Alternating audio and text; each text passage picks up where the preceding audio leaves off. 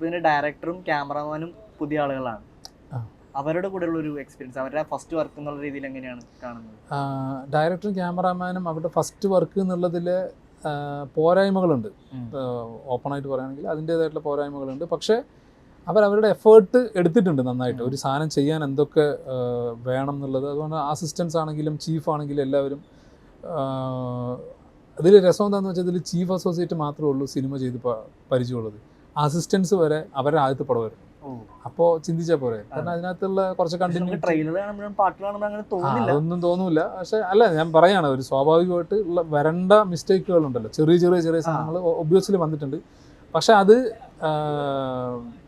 വളരെ ക്ലിയർ ആയിട്ട് അവരതിനെ ഓവർകം ചെയ്തിട്ടുമുണ്ട്. അത് നമ്മൾ പറയാതിരിക്കാൻ കഴിയില്ല. ഇപ്പം എനിക്ക് വേണമെങ്കിൽ പറയാം, ഒരു മിസ്റ്റേക്ക് വന്നിട്ടില്ല, അവർ ആദ്യത്തെ പടം ഒന്നും എനിക്ക് തോന്നിയിട്ടേ ഇല്ല എന്ന് എനിക്ക് വേണമെങ്കിൽ പറയാം. പക്ഷെ അങ്ങനെയാണ് പറയാം. പക്ഷെ അങ്ങനെയല്ല, മിസ്റ്റേക്കുകൾ വന്നിട്ടുണ്ട്. അതവർ പക്ഷേ അത് നന്നായിട്ട് അത് ക്ലിയർ ചെയ്ത് വിട്ടിട്ടുണ്ട് എന്നുള്ളതാണ് എനിക്കും മനസ്സിലാക്കുന്നത്. കാരണം ഞാൻ എനിക്ക് തോന്നുന്നത് ആദ്യത്തെ ഡേ തൊട്ട് ഞാൻ ആ പടത്തിലുണ്ട്. അതായത് 10 ദിവസമോ 9 ദിവസമോ എൻ്റെ ഡേറ്റ് ഉള്ളൂ. പക്ഷെ ഞാൻ അതിൻ്റെ ത്രൂ ഔട്ട് എനിക്കതിനകത്ത് ജോയിൻ ചെയ്യേണ്ടി വന്നു പല കാരണങ്ങളാലും. അപ്പോൾ അത് തന്നെ എനിക്ക് തോന്നിയിട്ടുണ്ട്, ഒന്നുകൂടെ പ്രിപ്പയർ ചെയ്തിരുന്നെങ്കിൽ കുറച്ചുകൂടെ നന്നായേനെ എന്ന് തോന്നിയിട്ടുണ്ട്. അത് ഈ സിനിമ കണ്ടിട്ടും ഇതിൻ്റെ ഡയറക്ടർ എന്നെ വിളിച്ച് പറഞ്ഞത് ഇത്രയേ ഉള്ളൂ. പുള്ളി എനിക്ക് വിയാനെ കൂടുതൽ എനിക്ക് അങ്ങോട്ട് യൂട്ടിലൈസ് ചെയ്യാൻ പറ്റിയില്ല എന്നുള്ളൊരു വിഷമം ചില സീക്വൻസുകൾ കാണുമ്പോൾ. കാരണം ഇനിയും പുള്ളിക്ക് പോരാ, നമുക്ക് ഇനിയും എന്തൊക്കെയോ ചെയ്ത് വെക്കാമായിരുന്നു എന്നാണ് അദ്ദേഹത്തിന് തോന്നിയത്. അത് എന്നെ സംബന്ധിച്ച് അതെനിക്ക് കിട്ടിയ വലിയൊരു എന്താ പറയുക അവാർഡായിട്ടാണ് ഞാൻ കാണുന്നത്. കാരണം ഒരു ഡയറക്ടർ ഒരു ക്യാരക്ടർ പുള്ളി ചിന്തിച്ചതിനെക്കാട്ടിലും മുകളിൽ വന്നു. പക്ഷെ അതിനേക്കാളും മുകളിൽ ഇനിയും കുറച്ചുകൂടെ സീക്വൻസുകൾ പുള്ളിക്ക് തരാൻ കഴിഞ്ഞില്ല എന്നാണ് പുള്ളി ഉദ്ദേശിച്ചത്. അപ്പോൾ അതുകൂടെ തന്നു കഴിഞ്ഞാൽ പിന്നെ ബാക്കി ആർട്ടിസ്റ്റുകളുടെ എന്താ ആവശ്യമുണ്ട്? ഇത് കേട്ട് കഴിഞ്ഞപ്പോൾ നമുക്ക് തോന്നി ഓക്കെ, നമ്മളുടെ പാർട്ട് നമുക്ക് ഓക്കെയാണ്. പിന്നെ അതുപോലെ ആണെങ്കിലും ഇതിൻ്റെ ഡബ്ബിങ്ങിൻ്റെ സമയത്താണെങ്കിൽ പോലും ഇതിനകത്ത് സപ്പോർട്ട് ചെയ്തിട്ടുള്ള ബിജു ചേട്ടനുണ്ട്, ജോൺസൺ ചേട്ടൻ, അങ്ങനെ കുറേ പേരുടെ ഒരു എഫേർട്ടാണ് ഇതിൻ്റെ പുറകിലുള്ളത്. പക്ഷെ നമ്മൾ പേര് പറയുമ്പോൾ തന്നെ ഡയറക്ടറുടെയും പ്രൊഡ്യൂസറുടെയും പേര് മാത്രമാണ് നമുക്ക് പറയാൻ പറ്റും. പക്ഷേ അതൊന്നുമല്ല, ഇതിന് വേണ്ടി ഒരുപാട് പേര് ഇതിൻ്റെ പുറകിൽ പ്രവർത്തിച്ചിട്ടുണ്ട്.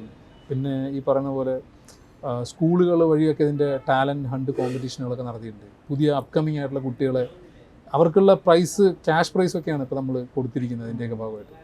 അപ്പോൾ അതൊന്നും ആരും ചെയ്യില്ല പുറമെ. പ്രമോഷൻ്റെ ഭാഗമായിട്ട് എന്ത് വേണമെങ്കിൽ ചെയ്യാം. പക്ഷേ ഒരു ഗിവ് ആൻഡ് ടേക്ക് എന്നുള്ള രീതിയിൽ നമ്മൾ പുതിയ ആളുകൾക്കൊരു ചാൻസും കൊടുക്കുന്നു, അവരാ ചെയ്യുന്ന എഫേർട്ടിന് ക്യാഷ് പ്രൈസ് കൊടുക്കുന്നു. ഇതൊന്നും പ്രൊഡ്യൂസർ കൊണ്ടുപോയിട്ട് പോക്കറ്റിൽ ഇടുന്നില്ല എന്നുള്ളത് കൂടെ ഓർക്കണം. അപ്പോൾ എനിക്ക് ഇത്ര നേരം സംസാരിച്ചപ്പോൾ എനിക്ക് മനസ്സിലായത് താങ്കൾ ഭയങ്കര ഓപ്പണായിട്ട് സംസാരിക്കും, അല്ലെങ്കിൽ മുമ്പത്തെ ഇൻ്റർവ്യൂസ് കണ്ടപ്പോൾ എനിക്ക് ഭയങ്കര ഓപ്പണായിട്ട് സംസാരിക്കുന്നതാണ് എനിക്ക് തോന്നുന്നത്. അത് എന്തെങ്കിലും പ്രശ്നമായിട്ട് നേരിട്ടുണ്ടോ?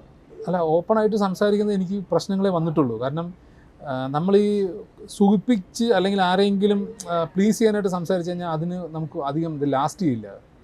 കാരണം നമ്മുടെ അതായത് ഈ സത്യത്തിനും കള്ളത്തിനും തമ്മിലുള്ള വ്യത്യാസം എന്താണെന്ന് വെച്ച് കഴിഞ്ഞാൽ, ഈ സത്യം എന്ന് പറയുന്നത് ഏത് സമയത്ത് ചോദിച്ചു കഴിഞ്ഞാൽ അത് സത്യം തന്നെയായിരിക്കും, നമുക്കത് റിപ്പീറ്റ് ചെയ്ത് പറയാൻ പറ്റും.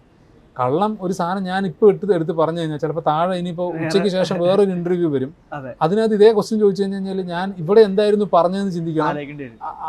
അപ്പം ഞാൻ ചിന്തിക്കണം അതിന് മുൻപുള്ള ഇൻ്റർവ്യൂ കഴിഞ്ഞത് മറ്റേ ഹോളിൽ വെച്ച് നടത്തിയ ഇൻ്റർവ്യൂവിൽ എന്തായിരുന്നു, എന്തിനാണ് അതിന് നിൽക്കുന്നത്. എൻ്റെ മനസ്സിൽ ഈ സിനിമയെക്കുറിച്ചിട്ടുള്ള സാധനങ്ങൾ ഇതൊക്കെയാണ്. ഇതൊരു ഈ പറഞ്ഞ പോലെ ഒരു മ്യൂസിക്കൽ ഒരു സ്റ്റോറിയാണിത്. ഈ പറഞ്ഞ പോലെ വലിയ താരനിരകളില്ലാത്ത ഒരു ചെറിയ ചിത്രമാണ്. പിന്നെ ഈ സിനിമ എന്തുകൊണ്ട് കാണണം എന്ന് പറയുന്നതാണെങ്കിൽ ഞാൻ മെയിനായിട്ട് പറയുന്ന പോയിന്റ് എന്ന് പറയുന്നത്, ഇത് ഒരു നോബൽ കോസിൻ്റെ ഭാഗമായിട്ടുള്ളൊരു സിനിമയാണ്. ഈ സിനിമയിലേക്ക് വേണ്ടി നിങ്ങളിപ്പോൾ ഒരു 100 രൂപ കൊടുത്ത് നിങ്ങൾക്ക് ഏത് സിനിമ വേണമെങ്കിലും കാണാം.